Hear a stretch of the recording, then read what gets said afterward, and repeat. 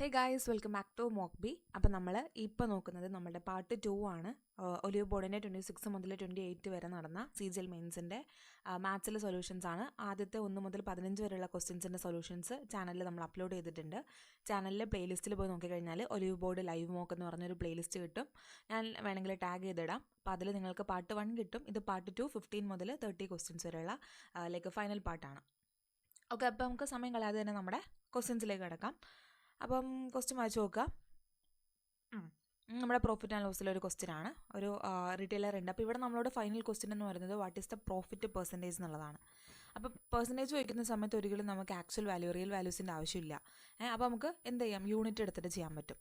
അതായത് ഒരു സാധനം 400 രൂപയ്ക്ക് മേടിച്ചു എന്ന് പറയുമ്പം ഞാൻ അതിനെ കോസ്റ്റ് പ്രൈസ് 100 യൂണിറ്റ് ആക്കി എടുക്കുന്നു. ഓക്കെ, ഇനി അതിനെ മാർക്ക് ചെയ്തത് 25% കൂടുതലായിട്ടാണ്. അപ്പം മാർക്ക്ഡ് പ്രൈസ് എത്ര ആയിരിക്കും? 125 ആയിരിക്കും. ഇനി ഇതിൽ ഞാൻ 2 ഡിസ്കൗണ്ട് 10%-ൻ്റെയും 5%-ൻ്റെയും അപ്ലൈ ചെയ്യുന്നു എന്ന് പറയുമ്പം എത്ര രൂപയ്ക്കായിരിക്കും ഞാൻ സെല്ല് ചെയ്യുന്നുണ്ടാവുക? 10% കുറച്ചു എന്ന് പറയുമ്പോൾ 1/10, അതായത് 10 ആണെങ്കിൽ 1 രൂപ കുറച്ച് കൊടുത്തു, 9/10 ഇൻറ്റു 5% എന്ന് പറയുമ്പോൾ 1/20 ആണ് ഫ്രാക്ഷൻ, അല്ലേ? അതായത് 20 രൂപയാണെങ്കിൽ 1 രൂപ കുറച്ച് കൊടുത്തു, അതായത് 19 റുപ്പീസിനായിരിക്കും കൊടുത്തിട്ടുണ്ടാവുക. ഇതായിരിക്കും എൻ്റെ സെല്ലിംഗ് പ്രൈസ് എന്ന് പറയുന്നത്, അല്ലേ? എത്രയാണെന്ന് വരും ചെയ്യുമ്പോൾ നോക്കിക്കേ, 5 വെച്ചിട്ട് ക്യാൻസൽ ചെയ്യാൻ എനിക്ക് 25 2 എന്ന് വരും. നമ്മൾ 4 5 എന്ന് വരും, അല്ലേ? 45 ഇൻറ്റു 19 ഡിവൈഡഡ് ബൈ 8 എന്ന് വരും. അപ്പോൾ 45 ഇൻറ്റു 20 ചെയ്യാൻ 900. അതിന് 45 നിങ്ങൾ എന്ത് ചെയ്താൽ മതി, മൈനസ് ചെയ്തിട്ട് വേണമെങ്കിൽ നമുക്ക് ആൻസർ കണ്ടുപിടിക്കാവുന്നതേ ഉള്ളൂ. അപ്പോൾ ചെയ്യുമ്പോൾ എത്രയാണെന്ന് വരും? 945 945 അല്ല, 945 പോകുമ്പം 855 855 ഡിവൈഡഡ് ബൈ 8 എന്ന് വരും. ഡിവൈഡ് ചെയ്യുമ്പം അപ്രോക്സിമേറ്റ്ലി എത്രയാണെന്ന് വരും? 106.8 എന്ന് വരും. അതായത് എൻ്റെ സെല്ലിംഗ് പ്രൈസ് ആണ് 106.8, കോസ്റ്റ് പ്രൈസ് 100. അപ്പോൾ എത്രയാണ് പ്രോഫിറ്റ്? 6.8%. 6.8. ഓക്കെ ആണല്ലോ. അടുത്ത question, find the average of prime numbers between 45 and 70. അപ്പം അറിഞ്ഞിരിക്കണം, 1 മുതൽ നമ്മുടെ 100 വരെയുള്ള നമ്പേഴ്സ് 1 to 100ൻ്റെ ഇടയിൽ എത്ര പ്രൈം നമ്പേഴ്സ് ഉണ്ട്? 25 പ്രൈം നമ്പേഴ്സ് ഉണ്ട്. അത് ഏതൊക്കെയാണെന്നുള്ളത് കാണാതെ പഠിക്കണം.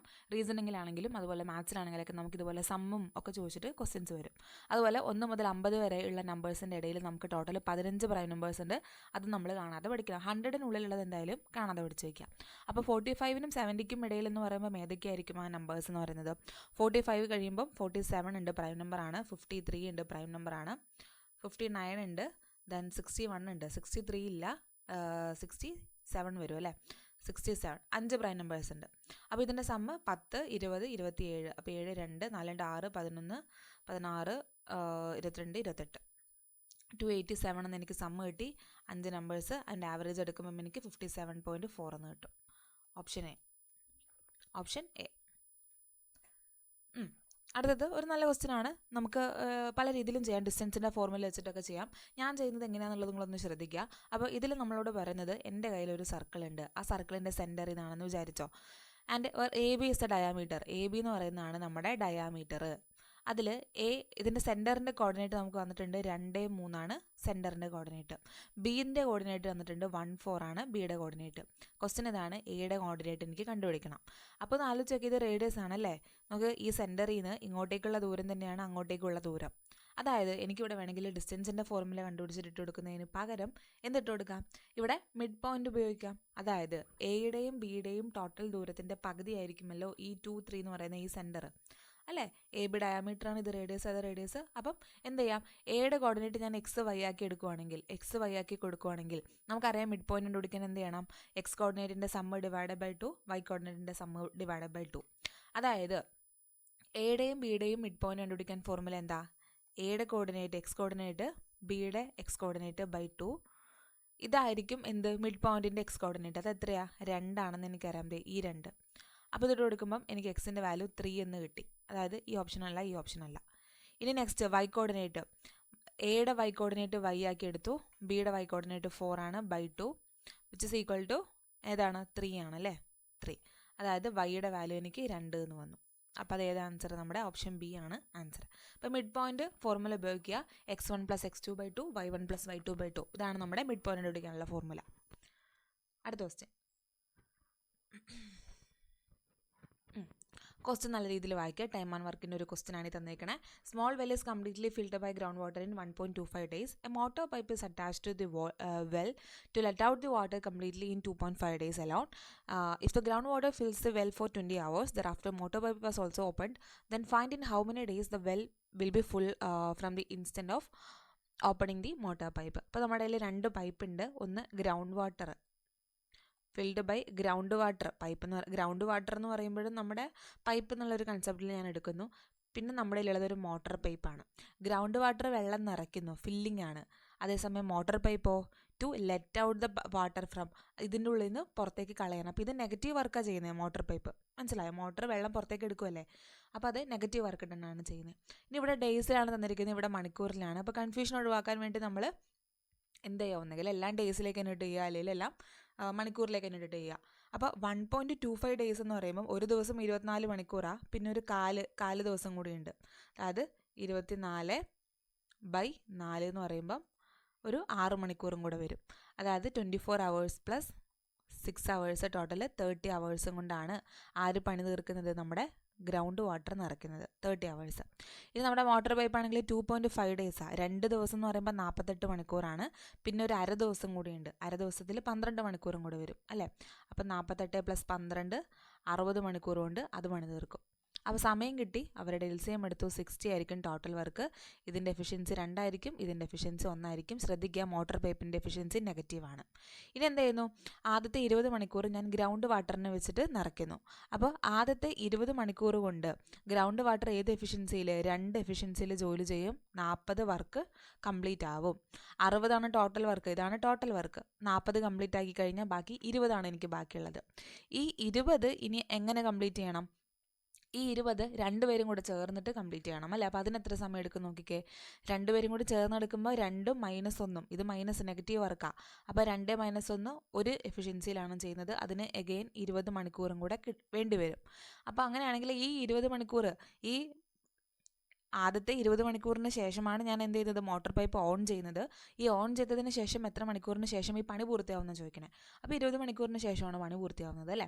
ഈ 20 മണിക്കൂറിനെ എനിക്ക് ദിവസത്തിൻ്റെ ടേംസിൽ എങ്ങനെ എക്സ്പ്രസ് ചെയ്യണം? 20 മണിക്കൂറിന് 24 hours അല്ലേ. ഒരു ദിവസം 24 മണിക്കൂറാണ്. അപ്പോൾ ജസ്റ്റ് കട്ട് ചെയ്യുന്ന സമയത്ത് 4 വെച്ച് ഞാൻ ക്യാൻസൽ ചെയ്യുമ്പം 5/6 എന്ന് എനിക്ക് ആൻസർ വരും. അപ്പോൾ 5/6 ദിവസം കൊണ്ട് ആ പണി തീരും. ഇത്രയേ ഉള്ളൂ. ഓക്കെ, അടുത്തത് നോക്കിക്കുക, നല്ലൊരു ക്വസ്റ്റ്യനാണ്. ഒരു സിലിണ്ടർ ഞാനൊരു സിലിണ്ടർ വരയ്ക്കുന്നുണ്ട്. ഒരു സിലിണ്ടർ, അതിൻ്റെ റേഡിയസ് 10 ഹൈറ്റ് 4. ഇനി എന്താ ചെയ്യുന്നത്? The number of centimetres that may be added either to the radius or to the height to get the same increase in volume of the cylinder. അതായത് ഈ 10 സെൻറ്റിമീറ്ററാണ് radius, 4 height. ഇതിൽ ഏതിനെങ്കിലും ഒരെണ്ണം, അതായത് ഇപ്പം ഞാൻ ഒരു എക്സ് സെൻറ്റിമീറ്റർ ഞാൻ റേഡിയസിൽ കൂട്ടിയെന്ന് വിചാരിക്കാം. അപ്പോൾ ഒരു വോളിയം എനിക്ക് കിട്ടിയല്ലോ. അതേ എക്സ് സെൻറ്റിമീറ്റർ ഞാൻ ഹൈറ്റിലും കൂട്ടുമ്പം എനിക്ക് സെയിം വോളിയം തന്നെ കിട്ടണം. മനസ്സിലായോ? അങ്ങനെ ആ ഒരു എക്സിൻ്റെ മിനിമം വാല്യൂ ആണ് ഈ ചോദിക്കണേ. സംഭവം ഇത്രയേ ഉള്ളൂ. വോളിയം ഇവിടെ കോൺസ്റ്റൻ്റ് ആയിരിക്കണം. സിലിണ്ടറാണ്, സിലിണ്ടറിൻ്റെ വോളിയം πr²h ആണ്. അപ്പോൾ ആദ്യത്തെ കണ്ടീഷനിൽ പൈ ഉണ്ട്, അവിടെ ഇരുന്നോട്ടെ. ഞാൻ എന്ത് ചെയ്യുന്നു, റേഡിയസിൽ കുറച്ച് വ്യത്യാസം വരുത്തുന്നു. എക്സ് സെൻറ്റിമീറ്ററിൽ റേഡിയസ് ഞാൻ കൂട്ടുവാണ്. എയ്തർ എന്നാണ് പറഞ്ഞിരിക്കുന്നത് അല്ലേ, ഏതെങ്കിലും ഒരെണ്ണത്തിൽ ചെയ്താൽ മതി. അപ്പോൾ നോക്കിക്കേ, 10 അതിൻ്റെ റേഡിയസ്, അതിൽ ഞാൻ എക്സ് സെൻറ്റിമീറ്റർ കൂട്ടി. അപ്പോൾ പൈ 6ൻ്റെ സ്ക്വയർ വേണം. അപ്പോൾ സ്ക്വയർ ഇൻറ്റു ഹൈറ്റ് എത്രയാണ്, 4. ഓക്കെ, അപ്പോൾ ഇങ്ങനെ ചെയ്യുമ്പോൾ കിട്ടുന്നത് തന്നെ ആയിരിക്കണം എനിക്ക് എന്ത് ചെയ്യുമ്പോഴും കിട്ടേണ്ടത്, ഹൈറ്റിൽ ഇതേ ഡിഫറൻസ് വരുത്തുമ്പോഴും കിട്ടേണ്ടത് അല്ലേ. പൈ ഇൻറ്റു റേഡിയസിൽ ഞാൻ ഇവിടെ ഇപ്പോൾ ഞാൻ നോക്കുക, റേഡിയസിൽ എക്സ് കൂട്ടിയിട്ട് ഹൈറ്റിനെ കോൺസ്റ്റൻ്റ് ആക്കി വെച്ചു. അടുത്തതിൽ ഞാൻ റേഡിയസിനെ കോൺസ്റ്റൻ്റ് ആക്കിയിട്ട് ഹൈറ്റിൽ വ്യത്യാസം വരുത്തുക. അപ്പോൾ റേഡിയസിനെ 10 തന്നെ ഇട്ടു, ഹൈറ്റിൽ ഞാൻ 4 + x, ആ എക്സ് ഞാനിവിടെ കൊണ്ടുവന്ന് ചേർത്തു. അപ്പോൾ ഇവിടെ πr² ആണ്. സോ ഇങ്ങനെ. ഇനി ഈക്വൽസ് നമ്മൾ നോക്കിയൊക്കെ ഇങ്ങനെ കട്ട് ചെയ്ത് കളയാം. 4, ഇത് 100 ആണ്. അപ്പോൾ 25 പോവും. ഇതിന് എക്സ്പാൻഡ് ചെയ്യുമ്പം 10 + x² എന്താ, a² + b² + 2ab എന്ന് വരും. വിച്ച് ഇസ് ഈക്വൽ ടു ഇപ്പുറത്ത് എന്താ ഉള്ളത്, ഒരു 25 × 4 + x, അതായത് 100 + 25x. ഈ 100 ക്യാൻസലായി. x² is equal to 20x അങ്ങോട്ട് പോകുമ്പോൾ 5x എന്ന് വരും. എക്സും ക്യാൻസലായി. എക്സിൻ്റെ വാല്യൂ 5 എന്ന് കിട്ടി. ഓക്കെ ആണല്ലോ, എക്സിൻ്റെ വാല്യൂ 5. അതായത് ഞാൻ എന്ത് ചെയ്തു, ആദ്യം റേഡിയസിൽ ഒരു സംഭവം കൂട്ടിയിട്ട് ഹൈറ്റിനെ കോൺസ്റ്റൻ്റ് ആക്കി വെച്ചു. അപ്പം കിട്ടിയ വോളിയവും ഹൈറ്റിനെ കോൺസ്റ്റൻ്റ് ആക്കി വെച്ചിട്ട് റേഡിയസിൽ, അതായത് അങ്ങോട്ടും ഇങ്ങോട്ടും ഏതെങ്കിലും ഒരെണ്ണത്തിന് ഞാൻ ചേഞ്ച് വരുത്തുമ്പോൾ മറ്റേതിന് ഞാൻ കോൺസ്റ്റൻ്റ് ആക്കി വെക്കണം. അപ്പം അങ്ങനെ രണ്ട് കേസിലും കിട്ടുന്ന വോളിയം തുല്യമാവുകയാണെങ്കിൽ ഞാൻ അവിടെ കൂട്ടേണ്ട ആ നമ്പർ എത്രയാണ്, 5 സെൻറ്റിമീറ്റർ വ്യത്യാസം വരുത്തിയാലാണ് എനിക്ക് അങ്ങനെ കോൺസ്റ്റൻറ്റ് വോളിയം രണ്ട് കേസിലും കിട്ടുള്ളൂ. അതാണ് ആ ക്വസ്റ്റ്യൻ. ഓക്കെ, അടുത്ത ക്വസ്റ്റ്യൻ നല്ലൊരു ക്വസ്റ്റ്യൻ ആണ്. അപ്പോൾ ഇതിൽ കണ്ടുപിടിക്കേണ്ടത് ക്യൂബ് റൂട്ട് ഓഫ് 14 ചെറിയ നമ്പർ ഏതാണെന്നുള്ളതാണ് ക്വസ്റ്റ്യൻ. അപ്പോൾ ഈ ടൈപ്പ് ക്വസ്റ്റ്യൻ വരുവാണെങ്കിൽ ഇത്തിരി സമയം എടുക്കും. അപ്പോൾ നോക്കിക്കേ, 14⁻³ എന്ന് എനിക്ക് എഴുതാമല്ലോ ക്യൂബ് റൂട്ടിനെ, അല്ലേ? അതെല്ലാവർക്കും അറിയാം, 14⁻³ എന്ന് എഴുതാം. ഇനി ഒന്നാമത്തെ ഓപ്ഷനിലേക്ക് വരിക, അതിൻ്റെ മുകൾ ഭാഗത്ത് 1/6 അടക്കണേ, എൻ്റെ അടുത്ത് 1/3 അടക്കണേ, അല്ലേ? അപ്പോൾ ഞാൻ എന്ത് ചെയ്യുന്നു, 1/3 എന്ത് ചെയ്താൽ 1/6 കിട്ടും, 2 കൊണ്ട് മൾട്ടിപ്ലൈ ചെയ്യണം. അപ്പോൾ ഇവിടെയും 2 കൊണ്ട് ചെയ്യുമ്പം മുകളിലും 2 കൊണ്ട് ഞാൻ ചെയ്യേണ്ടി വരും. അതായത് എനിക്കിതിനെ ഇങ്ങനെ എഴുതിക്കൂടെ, 14² ഹോൾ റേസ് ടു 1/6, അല്ലേ? ഇത് ഈ കിടക്കുന്ന 2നെ ഞാൻ സ്ക്വയർ ആക്കി എഴുതി, ഇതിനെ 1/6 എന്നാക്കി എഴുതി, അല്ലേ? m² തന്നെയാണ് എന്ത്, a⁻mn, ആ ഒരു സംഭവമാണ് ഞാൻ യൂസ് ചെയ്തത്. അപ്പോൾ 14² എനിക്കറിയാം 196 ആണ്. 196 × 1/6 എന്നാണ് കിട്ടിയത് എനിക്ക് ആൻസർ. ഇത് 200⁻⁴. അപ്പോൾ അതിൽ ഏതായിരിക്കും വലുത്? ഒബ്വിയസ്ലി ഇത് ചെറുതായിരിക്കും, അല്ലേ? 200⁻⁴ ആയിരിക്കും വലുത്. അപ്പോൾ എൻ്റെ ആൻസർ ഇതല്ല. എന്നോട് ചോദിച്ചത് ഈ തന്നിരിക്കുന്ന 14⁻⁴ ചെറുതിനെ ചോദിച്ചത്, ഇത് ഇതിനേക്കാളും വലുതാണ്. അപ്പോൾ അതല്ല എന്ന് മനസ്സിലായി. ഇനി അടുത്ത ഓപ്ഷനിലേക്ക് വരിക. അടുത്ത ഓപ്ഷനിൽ 14⁻⁴ തന്നെ ഞാൻ സ്റ്റാർട്ട് ചെയ്യുന്നു. അവിടെ 1/12 കിടക്കുന്നത്, അല്ലേ? അപ്പോൾ 3നെ 12 ആക്കണമെങ്കിൽ 4 കൊണ്ട് മൾട്ടിപ്ലൈ ചെയ്യണം, രണ്ട് സ്ഥലത്ത് 4 കൊണ്ട് മൾട്ടിപ്ലൈ ചെയ്യുക. അപ്പോൾ 14⁻⁴ ഹോൾ റേസ് ടു 1/12 എന്ന് വരും. അപ്പോൾ 14⁻⁴ എത്രയാണ്? അപ്രോക്സിമേറ്റ്ലി ജസ്റ്റ് പെട്ടെന്ന് ചെയ്ത് നോക്കുക. 14ന്റെ സ്ക്വയർ 196 ആണ്. 196 × 196 എന്ന് പറയുമ്പം ഓൾമോസ്റ്റ് എത്രയാണെന്ന് വരും? ഞാൻ നോക്കട്ടെ. 196 × 196 38416 വരും. 38416. ഇവിടേക്കാണ് നമ്മുടെ സിംപ്ലിഫിക്കേഷൻ കാൽക്കുലേഷൻ്റെ ട്രിക്കുകളൊക്കെ നമ്മൾ പഠിച്ചത് അപ്ലൈ ചെയ്യേണ്ടത്. അപ്പോൾ റേസ് ടു 1/12 എന്നാണ് എനിക്ക് കിട്ടുന്നത്. അപ്പോൾ ഇതിൽ ഏതാ വലുത്? ഇവിടെ 416, ഇവിടെ 420. ഒബ്വിയസ്ലി ഇതാണ് വലുത്, അല്ലേ? അപ്പോൾ ഇതും അല്ല എൻ്റെ ആൻസർ എന്ന് പറയുന്നത്. ഇനി അടുത്തതിൽ 1/9. അപ്പോൾ 14⁻⁴ 9 ആണ് കിടക്കണത്. അപ്പോൾ 3/3 കൊണ്ട് ഞാൻ മൾട്ടിപ്ലൈ ചെയ്തു. അപ്പോൾ എന്തെന്ന് വന്നു? 14⁻³ ഹോൾ റേസ് ടു 1/3 എന്ന് വന്നു. അതായത് 1/3 അല്ല, 1/9 എന്ന് വന്നു. 14⁻³ എത്രയാണ്? 2744 ആണ്. ഹോൾ റേസ് ടു 1/9 എന്ന് പറയുമ്പം ഇതാണോ അതാണോ വലുത്? ഒബ്വിയസ്ലി ഇതാണ് വലുത്. അപ്പോൾ ഇതും അല്ല എൻ്റെ ആൻസർ. അപ്പോൾ 3 അല്ലാത്ത സ്ഥിതിക്ക് ഓപ്ഷൻ 4 ആയിരിക്കും എൻ്റെ ആൻസർ. അത്രേ ഉള്ളൂ. ഓക്കെ, ഇനി അടുത്തൊരു ക്വസ്റ്റ്യൻ നോക്കുക, വായിച്ചു നോക്കണേ.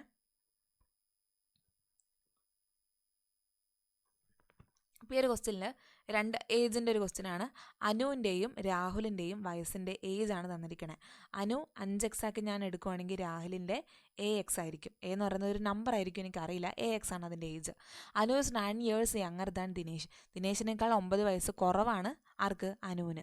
അപ്പോൾ ദിനേശിൻ്റെ വയസ്സ് എത്രയായിരിക്കും? അനുവിനേക്കാൾ 5x + 9, അല്ലേ? 9 കൂടുതലായിരിക്കും ഇയാൾക്ക്. മറ്റേ ആൾക്ക് കുറവെന്ന് പറയുമ്പോൾ ഇയാൾക്ക് കൂടുതലല്ലേ. ഇനി Dinesh age after 9 years will be 33. ദിനേശിൻ്റെ ഇപ്പോഴത്തെ ഏജ് 5x + 9 ആണ്. അതിനെ ഒരു 9 വർഷം കൂടി കഴിയുമ്പോൾ 33 ആവും. ഇപ്പോഴുള്ള ഏജ് എത്രയാണ് ദിനേശിൻ്റെ? 5x + 9. അതിൻ്റെ കൂടെ ഒരു 9 കൂടി കഴിയുമ്പം എത്രയാവും? 33 ആവും. അങ്ങനെയാണെങ്കിൽ 5xൻ്റെ വാല്യൂ 15 എന്ന് കിട്ടും, എക്സിൻ്റെ വാല്യൂ 3 എന്ന് കിട്ടും. എക്സിൻ്റെ വാല്യൂ 3 ആണെങ്കിൽ ഇവരുടെ എല്ലാവരുടെ ഏജ് എനിക്ക് കണ്ടുപിടിക്കാമല്ലോ. അനുവിൻ്റെ ഏജ് എത്രയെന്ന് വരും? 3 × 5 15 എന്ന് വരും. ഇതെത്രയെന്ന് വരും? 3a എന്ന് വരും, അല്ലേ? എക്സിൻ്റെ വാല്യൂ ആണ് 3, a ഞാൻ അങ്ങനെ തന്നെ എഴുതി. ഇനി ദിനേശിൻ്റെ വാല്യൂയോ? 3 × 5 15 + 9 24 എന്ന് കിട്ടി. അപ്പോൾ ഇവരുടെ എല്ലാവരുടെ ഏജ് കിട്ടി. ഇനി ക്വസ്റ്റ്യൻ ഇതാണ്, ദ ഡിഫറൻസ്. ഇനി ഒരു സംഭവം കൂടി തന്നിട്ടുണ്ട് എയുടെ വാല്യൂ കണ്ടുപിടിക്കാൻ വേണ്ടി. Difference between Rahul and Anu's age is the same as the present age of Dinesh. അതായത് അനുവിൻ്റെയും രാഹുലിൻ്റെയും ഏജിൻ്റെ വ്യത്യാസം നിലവിലെ ദിനേശിൻ്റെ വയസ്സിനോട് തുല്യമായിരിക്കും എന്നാണ് പറയുന്നത്. അപ്പോൾ ഞാൻ എങ്ങനെ എഴുതും? രാഹുലിൻ്റെ ഏജ് 3a ആണ്, അല്ലേ? 3a - 15. ഇതാണല്ലോ അവരുടെ ഡിഫറൻസ്. ഇതെന്തിനോട് തുല്യമായിരിക്കും? ദിനേശിൻ്റെ ഇപ്പോഴത്തെ ഏജ് 24 തുല്യമായിരിക്കും. അതായത് 3aയുടെ വാല്യൂ എനിക്ക് 39 എന്ന് കിട്ടും, എയുടെ വാല്യൂ 13 എന്ന് കിട്ടും. Option B. അപ്പോൾ ഒരിക്കലും നമ്മൾ റേഷ്യോ എടുക്കുമ്പോൾ 5:a എന്ന് മാത്രം എഴുതി പോകരുത്. നമ്മുടെ യൂണിറ്റ് ആണല്ലോ, a എന്ന് പറയുന്ന ഒരു നമ്പർ അല്ല. അപ്പോൾ AX എന്ന് തന്നെ എടുക്കാൻ ശ്രദ്ധിക്കുക, ഇല്ലേ തെറ്റും. അടുത്തൊരു ക്വസ്റ്റ്യൻ എന്ന് പറയുന്നത് ട്രയാങ്കിളിൻ്റെ ഒരു ക്വസ്റ്റ്യൻ ആണ്. ഒരു ട്രയാങ്കിൾ ഉണ്ട് നമ്മുടെ കയ്യിൽ. ആ ട്രയാങ്കിളിൻ്റെ 3 സൈഡും തന്നിട്ടുണ്ട്. 9, 9, 10 ഇനി ദ റേഡിയസ് ഓഫ് വേറൊരു സർക്കിൾ ഉണ്ട്. ആ സർക്കിളിൻ്റെ റേഡിയസ് എന്ന് പറയുന്നത് ഈ ട്രയാങ്കിളിൻ്റെ പെരിമീറ്ററിനോട് തുല്യമാണ്. അപ്പോൾ ഇതിൻ്റെ പെരിമീറ്റർ എന്താ, 3 വശം കൂടി കൂട്ടുന്ന സമയത്ത് എത്രയാണെന്ന് വരും, 28 എന്ന് കിട്ടും. ഈ 28 തന്നെയാണ് നമ്മുടെ സർക്കിളിൻ്റെ റേഡിയസ്. അങ്ങനെയാണെങ്കിൽ അതിൻ്റെ സർക്കംഫറൻസ് ആണ്. സർക്കിളിൻ്റെ സർക്കംഫറൻസ് 2πr ആണ്. 2 × 22/7 ഇൻറ്റു റേഡിയസ് 28, 4 അല്ലേ. 24, 8, 16, 16 × 11, 176. Option A. അടുത്തൊരു ക്വസ്റ്റ്യൻ നോക്കിക്കേ, ഫിഗർ നോക്കുക. ഫിഗറിൽ നമ്മൾക്ക് തന്നിരിക്കുന്ന കണ്ടീഷൻസ് PS-ഉം QS-ഉം PR-ഉം തുല്യമാണ്. PS-ഉം QS-ഉം PR-ഉം നമുക്ക് തുല്യമാണ്. അങ്ങനെയാണെങ്കിൽ ഒരു ആംഗിൾ തന്നിട്ടുണ്ട്, TPR എന്ന് പറയുന്ന ഈ ആംഗിൾ തന്നിട്ടുണ്ട് എനിക്ക് 78. ക്വസ്റ്റ്യൻ ഇതാണ്, എനിക്ക് എന്ത് കണ്ടുപിടിക്കണം, PRS എന്ന് പറയുന്ന ഈ ആംഗിൾ കണ്ടുപിടിക്കണം. ഓക്കെ ആണല്ലോ. അപ്പോൾ ഈ ടൈപ്പ് ക്വസ്റ്റ്യനിൽ നമ്മൾ എന്ത് ചെയ്യുക, ഏതെങ്കിലും ഒരെണ്ണത്തിന് നമ്മൾ എവിടെയെന്ന് ഒന്ന് സ്റ്റാർട്ട് ചെയ്യുക. ഇതിന് ഞാൻ X ഡിഗ്രി ആക്കി കൊടുക്കുന്നു, ഒരെണ്ണത്തിന് X ആക്കി കൊടുക്കുന്നു. അപ്പോൾ നമുക്കറിയാം തുല്യമായിട്ടുള്ള വശങ്ങൾക്കെതിരെയുള്ള ആംഗിൾ തുല്യമായിരിക്കും അല്ലേ. അപ്പോൾ നോക്കിക്കേ, PS-ഉം QS-ഉം ഈ ഒരു ട്രയാങ്കിൾ നോക്കുമ്പം PS-ഉം QS-ഉം തുല്യമാണ്. ഈ ആംഗിൾ X ആണെങ്കിൽ PS-ന് ഓപ്പോസിറ്റ് എടുക്കുന്ന ഈ ആംഗിൾ X ആണെങ്കിൽ QS-ന് ഓപ്പോസിറ്റ് എടുക്കുന്ന ഈ ആംഗിളും എന്ത് തന്നെയായിരിക്കും, X തന്നെയായിരിക്കും. അങ്ങനെയാണെങ്കിൽ ഈ ആംഗിൾ എത്രയായിരിക്കും, അത് 180. ഇതൊരു ട്രയാങ്കിൾ അല്ലേ, ടോട്ടൽ സം 180 ആണ്. അപ്പോൾ ഇത് 180 മൈനസ് 2x ആയിരിക്കും. 180 മൈനസ് 2x ആയിരിക്കും. അത് എഴുതിയില്ലെങ്കിലും കുഴപ്പമൊന്നുമില്ല. ഇപ്പുറത്തെ ആംഗിൾ എന്തായിരിക്കും, അത് 2x ആയിരിക്കും അല്ലേ. ഒരു എക്സ്റ്റീരിയർ ആംഗിൾ എന്ന് പറയുന്നത് ഓപ്പോസിറ്റ് ഇൻറ്റീരിയർ ആംഗിളിൻ്റെ സമ്മിനോട് തുല്യമാണ്. അപ്പോൾ ഈ വശത്തിൻ്റെ എക്സ്റ്റീരിയർ ആംഗിൾ എന്ന് പറയുന്നത് ഈ എക്സിൻ്റെയും 2xനോട് തുല്യമായിരിക്കും. അല്ലെങ്കിൽ ഈ സ്ട്രൈറ്റ് ലൈനിൽ ഉണ്ടായ ടോട്ടൽ ആംഗിൾ 180 ആണല്ലോ. ഇപ്പുറത്ത് കിടക്കുന്ന ആംഗിൾ ഓൾറെഡി 180 മൈനസ് 2x ആണ്. അപ്പോൾ അപ്പുറത്ത് കിടക്കുന്ന എന്തായാലും 2x ആയിരിക്കും. അപ്പോൾ അടുത്ത ട്രയാങ്കിളിലേക്ക് നമുക്ക് പോകാം. ഈ ആംഗിൾ 2x എന്ന് കിട്ടിക്കഴിഞ്ഞാൽ PR-ന് ഓപ്പോസിറ്റ് എടുക്കുന്ന ആംഗിൾ 2x ആണെങ്കിൽ PS-ന് ഓപ്പോസിറ്റ് എടുക്കുന്ന നമുക്ക് കണ്ടുപിടിക്കേണ്ട ഈ ആംഗിളും എന്ത് തന്നെയായിരിക്കും, 2x തന്നെയായിരിക്കും. അങ്ങനെയാണെങ്കിൽ ഈ കിടക്കുന്ന ആംഗിൾ എത്രയായിരിക്കും, ഞാൻ SPR എന്ന് പറയുന്ന ഈ ആംഗിൾ എത്രയായിരിക്കും, അത് 180 മൈനസ് ഇതിൻ്റെ രണ്ടിൻ്റെയും സമ്മ് 2x 4x ആയിരിക്കും. ഓക്കെ ആണല്ലോ. 180 മൈനസ് 4x ആയിരിക്കും. അങ്ങനെയാണെന്നുണ്ടെങ്കിൽ നോക്കിക്കേ, നിങ്ങൾ നോക്കണേ. ഈ ആംഗിൾ X ഡിഗ്രി, ഈ ആംഗിൾ എത്രയാ, എനിക്കിപ്പോൾ കിട്ടിയല്ലോ അത് 180 മൈനസ് 4x. അപ്പുറത്ത് കിടക്കുന്ന ആംഗിൾ 78. ഇതിൻ്റെ എല്ലാത്തിൻ്റെയും കൂടെ സമ്മ് 180 ആണെന്ന് എനിക്ക് അറിയുകയും ചെയ്യാം അല്ല. അതൊരു സ്ട്രൈറ്റ് ലൈനാണ്. അതായത് x കൂട്ടണം 180 മൈനസ് 4x കൂട്ടണം 78 degree which is equal to 180 അല്ലേ. സ്ട്രൈറ്റ് ലൈൻ ആണല്ലോ. 180 പോയി 78 സമം 3x എന്ന് വരും അല്ലേ. x minus 4x 3x. എക്സിൻ്റെ വാല്യൂ എത്രയെന്ന് വരും, 78 ഡിവൈഡഡ് ബൈ 3 എന്ന് പറയുമ്പം 26 എന്ന് വരും. അങ്ങനെയാണെങ്കിൽ ക്വസ്റ്റ്യനിൽ PRS ആണ്. PRSൻ്റെ വാല്യൂ 2x ആണ് അല്ലേ. 2x സമം 26ൻ്റെ ഇരട്ടി 52. Option C. അടുത്തൊരു ക്വസ്റ്റ്യൻ നോക്കണേ. ബാങ്കിൻ്റെ ടെക്നോളജി ആൻഡ് ഓപ്പറേഷൻ 2 തരത്തിലുള്ള ബഡ്ജറ്റിൻ്റെ റേഷ്യോ 2:3 ആണ്. ഇനി ഒരെണ്ണത്തിൽ 20% കൂടി മറ്റത് 10% കൂടി, അങ്ങനെയാണെങ്കിൽ ടോട്ടൽ എനിക്ക് എത്ര ശതമാനം കൂടി എന്നുള്ളൊരു ക്വസ്റ്റ്യൻ ആണ്. നമുക്ക് അലിഗേഷനോ എങ്ങനെ വേണമെങ്കിലും നമുക്ക് ചെയ്യാൻ പറ്റും. ഇപ്പോൾ ഞാൻ ജസ്റ്റ് ഇങ്ങനെ കാണിച്ചു തരാം. ടെക്നോളജിയുടെയും ഓപ്പറേഷൻ്റെയും ആണ് ചിലവ്. അപ്പം 200, 300 എന്ന് ഞാൻ എടുക്കുന്നു എളുപ്പത്തിന്, ക്യാൻസൽ ചെയ്യാൻ വേണ്ടി എളുപ്പത്തിന്. ഇനി നോക്കിക്കേ, ടെക്നോളജി. അപ്പോൾ ഇവിടെ ടോട്ടൽ എത്രയാണ്, ഇതിന് 200 ചിലവായി, അതിന് 300 ചിലവായി എന്ന് പറയുമ്പോൾ ടോട്ടൽ എനിക്ക് ഇവിടെ 500 ചിലവാകുന്നുണ്ട്. ഓക്കെ. ഇനി എന്ത് ചെയ്തു, ടെക്നോളജി 20% കൂടി. 100ൽ 20 കൂടി പറഞ്ഞാൽ 20 കൂടി. അപ്പോൾ 200ൽ എത്രയാണ് കൂടുന്നുണ്ടാവുക, 40 കൂടിയിട്ടുണ്ടാവും അല്ലേ, ഇരട്ടി കൂടിയിട്ടുണ്ടാവും. അപ്പോൾ ഇത് 240 ഇനി നോക്കിക്കേ, മറ്റത് ഓപ്പറേഷൻസിൻ്റെ കേസിൽ അത് 10% കൂടി. 100ൽ 10% പറയുമ്പോൾ 10 കൂടി. അപ്പോൾ 300ലാകുമ്പോഴോ അതിൻ്റെ 3 ഇരട്ടി 30 കൂടിയിട്ടുണ്ടാവും. 30 കൂടി 330 ആയിട്ടുണ്ടാവും. അപ്പോൾ ഇവിടെ വരുന്ന ടോട്ടൽ ചിലവ് എത്രയാണ്, 240ഉം 330ഉം കൂടി കൂട്ടുമ്പം 570 രൂപ ചിലവാകുന്നുണ്ട്. അങ്ങനെയാണെങ്കിൽ ബഡ്ജറ്റ് എത്ര ശതമാനം കൂടി, ആദ്യം 500, ഇപ്പോൾ 570, അതായത് 70 കൂടി. 70/500 × 100, 14% കൂടി. Option B. ഓക്കെ. അടുത്ത ക്വസ്റ്റ്യൻ എന്ന് പറയുന്നത് സിംപ്ലിഫിക്കേഷൻ ക്വസ്റ്റ്യൻ ആണ്. 175 ഡിവൈഡഡ് ബൈ 100. 175%, 150%നെ 3/2 എന്ന് എനിക്ക് എഴുതാം. 20%നെ 1/5 എന്ന് എഴുതാം. ഓഫാണ്. 1800 എത്രയാണെന്നാണ് ചോദിച്ചത്. 0, 0 ക്യാൻസൽ. 5 വെച്ചിട്ട് ക്യാൻസൽ ചെയ്യുക. 3, 5, 15, 35 എന്ന് വരും. അല്ലേ? 2 വെച്ച് ക്യാൻസൽ ചെയ്യുക 9. 27 ഇൻറ്റു 35 എങ്ങനെ പോയാലും 5 ആയിരിക്കും unit digit. Option A. Okay, അടുത്ത് നോക്കിക്കാം. പാർട്ട്ണർഷിപ്പിൻ്റെ ക്വസ്റ്റ്യൻ ആണെന്ന് തോന്നുന്നു അല്ലേ? അല്ല, സിമ്പിൾ ഇൻട്രസ്റ്റിലൊരു ക്വസ്റ്റ്യൻ ആണ്. 3 പേരും കൂടെ ചേർന്നിട്ട് അവരുടെ എമൗണ്ട് 2:3:5 എന്ന് പറയുന്ന റേഷ്യോയിൽ 12% 4 വർഷത്തിലേക്ക് ഇൻവെസ്റ്റ് ചെയ്തു. കിട്ടിയ ടോട്ടൽ ഇൻട്രസ്റ്റ് ആണ് 9,600 രൂപ. അങ്ങനെയാണെങ്കിൽ ഏറ്റവും സ്മോളസ്റ്റ് ഡെപ്പോസിറ്റ് ആയിട്ടുള്ള 2 യൂണിറ്റ് എത്രയാണെന്ന് ചോദിക്കണേ. അപ്പോൾ യൂണിറ്റുകളെ ഞാൻ 2x 3x 5x എന്നാക്കി. അങ്ങനെയാണെങ്കിൽ എത്ര രൂപയാണ് അവർ ടോട്ടലായിട്ട് അവിടെ ഇൻവെസ്റ്റ് ചെയ്തത്? 5 3 8 2 10x രൂപ. 10x രൂപ ഞാൻ ഇൻവെസ്റ്റ് ചെയ്തു 12% നിരക്കിൽ. എത്ര വർഷത്തിലേക്ക്? 4 വർഷത്തിലേക്ക്. അപ്പോൾ ഇത്രയും രൂപ ഞാൻ ഇൻവെസ്റ്റ് ചെയ്തപ്പോൾ കിട്ടിയ ടോട്ടൽ എനിക്ക് കിട്ടിയ പൈസയാണ് 9,600. ഓക്കെ ആണല്ലോ? 9,600. അങ്ങനെയാണെന്നുണ്ടെങ്കിൽ ഇതും ക്യാൻസലായി. 12 ഇൻറ്റു 4 എത്ര? 48. 48 ഇൻറ്റു 2 ആണ്. അതായത് എൻ്റെ എക്സിൻ്റെ വാല്യൂ 2000 എന്ന് കിട്ടി. ചോദിച്ചത് ഏറ്റവും സ്മോളസ്റ്റ് ഡെപ്പോസിറ്റ് ആണ്. സ്മോളസ്റ്റ് ഡെപ്പോസിറ്റ് ഏതാ? ഈ 2 യൂണിറ്റ് ആണ് അല്ലേ? അപ്പോൾ 2 ഇൻറ്റു 2000 എന്ന് പറയുമ്പം എത്ര? 4000 രൂപയാണ് എൻ്റെ സ്മോളസ്റ്റ് ഡെപ്പോസിറ്റ്. അടുത്തത്, ഇത് കൺസെപ്റ്റ് ഇത്രയേ ഉള്ളൂ. ഇതിൽ നിങ്ങൾ അറിഞ്ഞിരിക്കുന്ന കൺസെപ്റ്റ് ഇത്ര നമ്പർ ഓഫ് അതായത് ആവറേജ് ആണെങ്കിൽ ഒരു സെറ്റ് ഓഫ് നമ്പേഴ്സിൻ്റെ ആവറേജ് ആണെന്ന് വിചാരിക്കുക. ഇനി ആ നമ്പറുകളിൽ ഞാൻ ഒരേപോലെയുള്ള ചേഞ്ച് കൊണ്ടുവന്നു. അതായത് ഇപ്പോൾ ഞാൻ ഒരു പെർട്ടിക്കുലർ നമ്പർ എല്ലാ ടേമിനോടും കൂടെ ആഡ് ചെയ്തു. അതായത് ഇപ്പം 2 3 5 6 7 അങ്ങനെയൊക്കെയാണെന്ന് വിചാരിച്ചോ. എൻ്റെ ഇത്രയും നമ്പേഴ്സിൻ്റെ ആവറേജിനെ പറ്റി ഞാൻ പറയുന്നത്. അപ്പോൾ ഇതിലെല്ലാത്തിലും ഞാൻ എല്ലാ നമ്പേഴ്സിനും കൂടെ 7 കൂട്ടി. 2നോട് കൂടെ 7 കൂട്ടി, 3നോട് കൂടെ 7 കൂട്ടി, 5നോട് കൂടെ 7 കൂട്ടി. എന്നിട്ട് ഞാൻ ആവറേജ് കണ്ടുപിടിക്കുമ്പം എൻ്റെ ആവറേജ് ആദ്യം ഉണ്ടായിരുന്ന ആവറേജിനേക്കാൾ 7 കൂടിയിട്ടുണ്ടാവും. ഓക്കെ, ഇനി ഞാൻ 7 കുറയ്ക്കുകയാണ് ചെയ്തതെങ്കിലോ ഉള്ള നമ്പേഴ്സിനൊക്കെ 7 ഞാൻ കുറച്ചു. അങ്ങനെ ഞാൻ ചെയ്യുമ്പം ആവറേജ് കണ്ടുപിടിക്കുമ്പോൾ കിട്ടുന്നത് ആദ്യം ഉണ്ടായിരുന്ന ആവറേജിനേക്കാൾ 7 കുറഞ്ഞിട്ടായിരിക്കും. അതായത് ടേംസിൽ വരുത്തുന്ന ചേഞ്ച് ആവറേജിനും അതേ ചേഞ്ച് വരും. അപ്പോൾ ഇവിടെ പറയുന്നത് എം ആണ്. ഇത്രയും നമ്പേഴ്സിൻ്റെ ആവറേജ് എന്ന് പറയുന്നത് എം ആണ്. ഇത്രയും നമ്പേഴ്സിൻ്റെ ആവറേജ് എം ആണ്. ഇനി ആ നമ്പേഴ്സിനോടൊക്കെ ഞാൻ എന്ത് ചെയ്തു? എം കുറച്ചു. കണ്ടോ? എം കുറച്ചു. എല്ലാത്തിനോടും എം കുറച്ച് എന്ത് ചെയ്യും? ആദ്യം ഉണ്ടായിരുന്ന ആവറേജിനോട് കൂടെയും എം കുറയ്ക്കേണ്ടി വരും. അതായത് പുതിയ ആവറേജ് 0 ആയിരിക്കും. അപ്പോൾ ഇത് പ്ലസ് മൈനസിന് മാത്രമല്ല, ഡിവിഷൻ ആണെങ്കിലും മൾട്ടിപ്ലിക്കേഷൻ ആണെങ്കിലും ഒക്കെ ബാധകമാണ്. ഇങ്ങനെ തന്നെയാണ് ചെയ്യാം.